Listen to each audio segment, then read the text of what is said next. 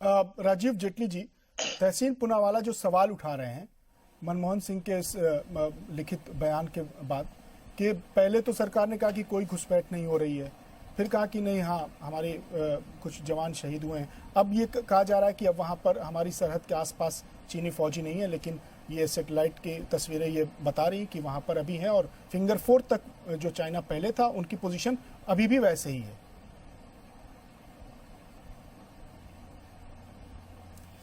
देखिए, मैं एक बात बताना चाहता हूं कि मुझे, अगर आप पूरे दुनिया का आकलन कर लीजिए, आज की डेट में पूरी दुनिया के अखबारों को पढ़ेंगे आप, अमेरिका की पढ़िए, जापान की पढ़िए, ऑस्ट्रेलिया की पढ़िए, ताइवान की पढ़िए, इंडोनेशिया की पढ़िए, वियतनाम की पढ़िए, आप किसी भी देश के अखबार पढ़ेंगे तो आपको ये बात जरूर बताई जाएगी कि जापान ने क्या कदम उठाया। जापान के पूरे राजनीतिक दल ये कहेंगे कि भाई हमारा जो उनसी द्वीप श्रृंखला है, हमें सभी द्वीपों को जोड़ना, उसमें चीन का कोई अधिकार नहीं है। ताइवान में सभी के सभी राजनीतिक दल इस बात पे एग्री होंगे कि हम जो अपनी रक्षात्मक मिसाइल प्रणाली लगा रहे हैं चीन के खिलाफ, उन सब में हम लोग एकजुट हैं।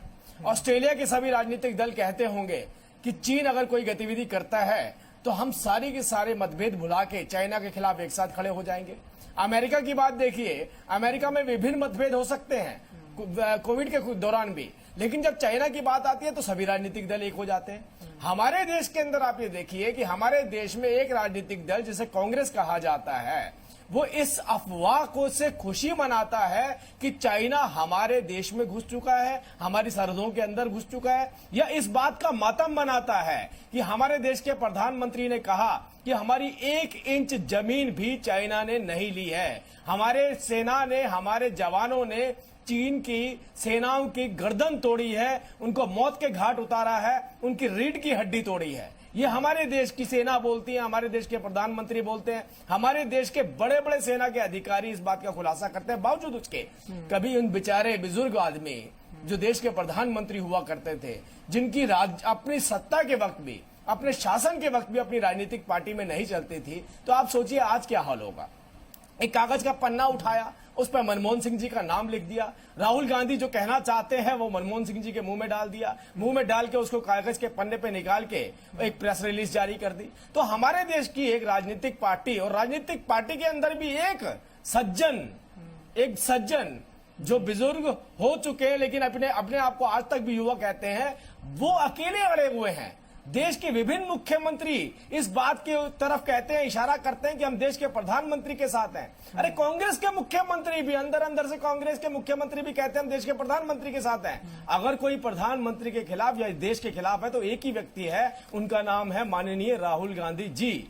अब राहुल गांधी जी से आप सोचिए कि राहुल गांधी जी से पूछिए, बार बार ये प्रश्न उठा रहे हैं, ये 43,000 किलोमीटर का जगह भारत की चाइना को गिफ्ट करने के बाद, चाइना ने जहां अपने शहर बसा लिए, उसके बाद आज लेंस लेके बैठे हैं, बारीकी से देख रहे हैं, बारीकी से देख देख के रोज ट्वीट कर रहे हैं। अरे अगर आप में इतना जज्बा है, आप ये कहना चाहते हैं कि मैं चाइना के खिलाफ इतना अग्रेशन में हूं, तो जाइए बंदूक उठा के, ये घर में बैठे बैठे बेडरूम में ट्वीट करने से आप अपनी देशभक्ति जाहिर नहीं कर रहे हैं। देश का बच्चा देश के प्रधानमंत्री के साथ है, देश का बच्चा ये कह रहा है कि मैं प्रधानमंत्री पे विश्वास करता हूं। ग्लोबल टाइम्स ये कहता है कि भारत अमेरिका की गोद में खेल रहा है, भारत क्वाड बना रहा है, जापान ऑस्ट्रेलिया के साथ मिलकर जो भारत गठबंधन कर रहा है उससे चाइना को नुकसान होगा। अरे वाशिंगटन पोस्ट ये कहता है क्योंकि भारत ने चाइना के ऊपर प्रतिबंध लगा दिए कि भारतीय कंपनियों को वो ना खरीद सके, इसलिए चाइना अग्रेशन में आ रहा, फ्रस्ट्रेट हो चुका है। लेकिन हमारे देश की राजनीतिक पार्टी बार बार एक बात कह रही है, बार बार इस बात को कह रही है कि देश के प्रधानमंत्री की तारीफ कर रहा है चाइना। अब सोचिए, एक सेकंड, चाइना कहता है, एक सेकंड मेरी पूरी बात होने दीजिए। चाइना का सोशल मीडिया हमारे देश के प्रधानमंत्री का वीडियो डिलीट कर देता है कि अगर हमारी देश की जनता ने देश के प्रधानमंत्री मोदी जी का वीडियो देख लिया तो वो घबरा जाएगी। और ये लोग यहां बैठ करके चाइना की भाषा बोल रहे हैं, ये लेंस लेके बैठे हैं, बेसिकली ये चाइना की भाषा बोल रहे हैं। सुना था चाइना ने कुछ देशों के अंदर राजनीतिक पार्टियों के अंदर भी अपने एजेंट छोड़े हुए हैं, ये हमें पहले पता नहीं था, लेकिन आज जिस तरह की बयानबाजी आ रही है उस बात से स्पष्ट हो गया कि कोई ना कोई तो उनके पेरोल पे है जो इस देश की सेनाओं के साथ नहीं है। तहसीन पूनावाला जी जवाब देंगे। 130 करोड़ जनता के तहसीन पूनावाला जी, अरुण जेटली जी, जो 20 अप्रैल से ये दोबारा तनाजा पैदा हुआ है और जिस तरह से लगातार इनपुट्स आ रहे थे तो सरकार की क्या तैयारियां थी और क्या इंटेलिजेंस इनपुट आने में देर हो गई? जिस तरह से अभी तहसीन पूनावाला कह रहे हैं कि मई से अलर्ट आ रहे थे और इस तरह की वहां पर दरअंदाजी घुसपैठ शुरू हो गई थी। देखिए, मैं आपको एक बात बताना चाहता हूं, थोड़ा गंभीरता से समझिए इस बात को। एक बलूच स्कॉलर हैं, उन्होंने एक आर्टिकल लिखा है, काफी करीबी से वो इस समस्या के ऊपर अपनी नजर बनाए हुए हैं। उनके आर्टिकल को अगर आप पढ़ेंगे तो आपको ऐसा लगेगा इन्हें भारतीय होना चाहिए था और जो भारत में बैठे उन्हें शायद कहीं और होना चाहिए था। उन्होंने बड़ी स्पष्ट तरीके से लिखा कि भारत के इंफ्रास्ट्रक्चर की वजहों से भारत की कनेक्टिविटी किस हाईवे से जाकर के मिलती है जो चीन के लिए एक बड़ा खतरा हो सकती है, जो उसे अक्साई चीन से काट सकती है। ये बलूच स्कॉलर्स तो जानते हैं, लेकिन हमारे देश के लोग नहीं जानते। मैं बोलना नहीं चाहता था क्योंकि स्ट्रेटेजिकल बात, क्योंकि हमारे साथ अशोक जी हैं, वो बहुत बेहतर जानते होंगे, हो सकता है वो भी इन बातों को ना रख पाए, लेकिन मैं बलूच स्कॉलर को कोट करके इस बात को रख रहा हूं। दूसरी बात, कोर्ट हमारे कोर्ट के अंदर ही खेला जाए पूरा का पूरा खेल, ये चाइना चाहता है। चाइना चाहता है मेरी जो बड़ी बड़ी समस्याएं हैं, हर राजनीतिक दल उसके देश के अंदर अपनी ही सरकार के लिए मुसीबत बन जाए, ताकि मेरे यहां पर जो स्टूडेंट डेमोक्रेसी की मांग कर रहे हैं, जिनको हम अपने टैंकों के नीचे कुचल देते हैं, जिन्हें हम गोलियां मार देते हैं, वो अब खबरें बाहर नहीं निकलनी चाहिए। युगयार मुसलमान जो वहां पर रहता है, उसके ऊपर जो अत्याचार कर रहे हैं, वो अंतर्राष्ट्रीय स्तर पर अगर खबर जाएगी तो उसकी चीन की बहुत वजहियत होगी, लोग उसकी खिलाफत में खड़े हो जाएंगे। वो चाहता है कि वो कोई भी राजनीतिक दल हो, वो लेंस लेके बैठ जाए और वो कोई ना कोई ऐसी चर्चा करे जिससे वहां की सरकार गिर जाए। वो चाहता है बहुत सारी समस्याएं, एक प्लास्टिक के चावल खिला के 8 घंटे के काम लेते हैं वहां मजदूरों से, लोगों से, वहां के मजदूरों से, उनको पैसा नहीं दिया जाता। वो चाहता है वो बातें दब जाएं, और वो तब दबेंगी जब हमारे देश के अंदर हमारी राजनीतिक पार्टियां हमारी सरकारों के ऊपर उंगली उठाएंगे। मैं बताना चाहता हूं राजीव जी, मेरा एक सवाल है। जमीन भी, राजीव जी, चाइना एक इंच जमीन भी नहीं ले सकता, एक इंच है। राजीव जी, डेमोक्रेसी में अपोजिशन को, अवाम को सवाल पूछने का हक तो है ना, जानने का तो हक है ना कि हमारे फौजी कैसे मारे गए, 20 जवानों की शहादत हो गई। मैं सारे सवालों की हिमायत नहीं करता, डरे हुए छिपे हुए सवालों की हिमायत नहीं, लेकिन मुल्क ये जानना तो चाहता है कि उसके 20 फौजी मारे गए, तो ये सवाल तो किया जा सकता है ना। नहीं, आप ये बताइए जानने के लिए क्या करना पड़ता है? जानने के लिए ऑल पार्टी मीटिंग होती है, ऑल पार्टी मीटिंग में सभी राजनीतिक दल होते हैं, सभी राजनीतिक दल के मुखिया देश के प्रधानमंत्री से सहमति जताते हैं। जब देश के प्रधानमंत्री उनको ब्रीफ करते हैं ऑल पार्टी मीटिंग में, तो सभी मुख्यमंत्री इस बात से बिल्कुल तैयार रहते हैं कहने के लिए कि जो देश के प्रधानमंत्री कदम उठा रहे हैं वो बहुत बेहतर उठा रहे हैं। अगर किसी ने उंगली उठाई तो किसने उठाई बताइए? केवल सवाल ऑल पार्टी मीटिंग पर भी था, जो कांग्रेस पार्टी की राजीव जी, सवाल ऑल पार्टी मीटिंग पे भी था कि 15 की रात में ये हादसा हुआ और 19 की रात में, 19 को शाम 5 बजे ये ऑल पार्टी मीटिंग रखी गई, तो उसके वक्त पर, उसकी तारीख पर भी सवाल हो गया कि इतने दिन लेट क्यों किया गया। देश बेसब्र था, जानना चाह रहा था, शहीदों की शहादत का सवाल पूछ रहा था। देखिए, मैं आपको एक बात बताना चाहता हूं, बहुत स्पष्ट तरीके से इस बात को समझ लेना चाहिए कि हमारे देश की नीति, रक्षा नीति में बहुत सारी ऐसी बातें हैं शायद जो पब्लिक डोमेन में नहीं आनी चाहिए थी। पब्लिक डोमेन में आने का मतलब है किसी भी राजनीतिक पार्टी को आप कोई भी चर्चा करेंगे तो पब्लिक डोमेन में आ जाएगी, और यही कहीं पे यही दुश्मन देश चाहता है कि वहां की राजनीतिक पार्टियां उनके ऊपर दबाव बनाए, प्रेशर बनाए, जिससे बहुत सारी बातें निकल करके बाहर आए जो हम नहीं चाहते थे आए।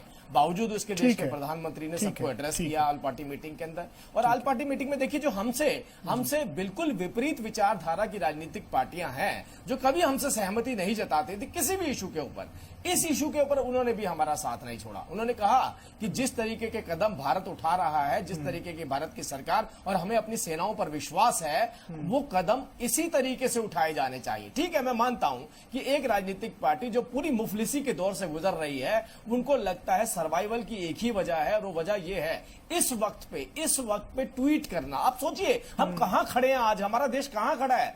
इतनी बड़ी राजनीतिक दल जिसने 70 सालों 60 साल तक देश पे राज किया हो, आज वो बेडरूम तक सीमित हो गए और बेडरूम से अपनी राजनीति अंतर्राष्ट्रीय स्तर पर। ठीक है, हमारे साथ retired major general Sanjay Kulkarni ji भी जुड़े हुए हैं। जो बात उठा रहे थे, जो सवाल उठा रहे थे, वो कह रहे हैं कि सरकार को इससे इनकार नहीं है, सरकार को पता था, इंटेलिजेंस को पता था, लेकिन न सरकार ने देश को बताया, न कोई कदम उठाया।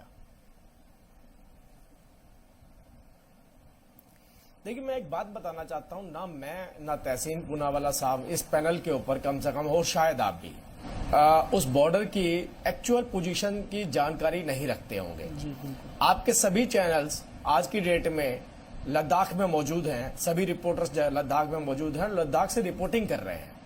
और वो लोग क्या बता रहे हैं? वो लोग बता रहे हैं कि जिन जगहों पर जाने के लिए हमें 8-8 दिन लगते थे और कई बार 20-20 दिन लगते थे, भारत ने जो इंफ्रास्ट्रक्चर बनाया है उन जगहों पे पहुंचने के लिए आज मात्र 6 घंटे लगते हैं। ये वो लोग बता रहे हैं, हम नहीं बता रहे हैं। और वो उन्होंने कब से ये परिस्थितियां बनी है वो ये भी बता रहे हैं। उन्होंने बताया कि 80% सड़कें बनके तैयार हो गई हैं और ये बहुत लंबे वक्त से नहीं बन रही थी, ये पिछले 6-7 साल से ही बननी शुरू हुई है। और आज 6 साल के अंदर हमने 80% सड़कें बना के खड़ी कर दी हैं। अब ये सोचिए, एक वाइस एयर चीफ मार्शल जिन्होंने ये बताया कि दौलत बेग ओल्डी जो एक हवाई पट्टी थी वो मैंने बिना सरकार की परमिशन के बना दी, मैंने बताया नहीं सरकार को। लेकिन जब तत्कालीन डिफेंस मिनिस्टर जो एंटनी साहब थे उन्हें बताया गया कि मैंने उसको दुरुस्त कर दिया है, वहां पे अब हवाई जहाज उतारे जा सकते हैं, तो उसके ऊपर एंटनी साहब का जवाब यह था कि हम नहीं चाहते थे वहां हवाई पट्टी बनाई जाए, इससे चाइना नाराज हो जाएगा। तो आप सोचिए, चाइना को खुश करने के लिए अपने इंफ्रास्ट्रक्चर को सेक्रीफाई करके वहां पर जो इजाजत दी जाती थी, तब तो सड़कें भी नहीं होती थी। चाइना का कोई भी सोल्जर हमारे एरिया में आता था। लद्दाख के लोग यही तो बताते हैं, हमारे जो गडरिये हैं, जो लोग चरवाहे हैं, जो अपने पशु चराने जाते हैं, उनको वहां के सैनिक तंग किया करते थे। अरे भाई, आज दीवार बन के खड़े, इसलिए आपको मौका मिल रहा है कि आपको पता है ये चाइना और ये भारत है। पहले ये पता ही नहीं होता था ये चाइना है कि ये भारत है। लद्दाख तक, लेह तक आकर घूम के जाते थे वो लोग, लेह तक के लोग घबरा जाते थे उनको देख करके, ये चाइना की फोर्सेस यहां पे कैसे आ गई। तो ये हकीकत जो है, ये वहां के लोकल नुमाइंदे ज्यादा बेहतर जानते हैं। ना राहुल गांधी जी बेहतर जानते हैं और ना ही तहसीन पूनावाला जानते, और मैं खुद को भी इंक्लूड करूंगा कि मैं भी नहीं जानता। लेकिन आप लोगों के चैनल पे जो रिपोर्टिंग, केवल आपके नहीं, सभी चैनल की जो रिपोर्टिंग आ रही है, उसमें लेह का व्यक्ति, लद्दाख का व्यक्ति ये कह रहा है कि मुझे मेरी सरकार पर पूर्ण विश्वास है। केवल राहुल गांधी जी को नहीं है, हो सकता है पंजाब के मुख्यमंत्री को हो सकता है राजस्थान के मुख्यमंत्री को हो सकता है कांग्रेस के और प्रदेशों के मुख्यमंत्री को हो, इनके अलायंस के मुख्यमंत्री जो है महाराष्ट्र के, उनको भी है, लेकिन राहुल गांधी जी को नहीं है। तो उनका इलाज क्या करना चाहिए वो मैं नहीं बता सकता, वो तहसीन पूनावाला साहब खुद स्वयं बता सकते हैं कि पूरी राजनीतिक पार्टी एक तरफ और पार्टी के अध्यक्ष जो पूर्व अध्यक्ष हैं वो एक तरफ और अध्यक्ष भी एक तरफ। तो ऐसी परिस्थिति में मुझे लगता है कि इससे ज्यादा मैं कुछ नहीं कह सकता कि बहुत सारे लोग हैं दूसरे देशों की भाषा बोलते हैं और वो खुश भी हो रहे होंगे कि हमारी लड़ाई कोई तो लड़ रहा है भारत के अंदर बैठ के। पूरा भारत एक हो गया, राजनीतिक पार्टियों के नेताएं, मुख्यमंत्री और बड़े बड़े पदाधिकारी अलग हो गए हैं, लेकिन दो लोग क्यों अड़े हुए मुझे बात समझ नहीं आ रही। उसका जवाब शायद तहसीन साहब दे पाएंगे, मैं नहीं दे पाऊंगा। ठीक है।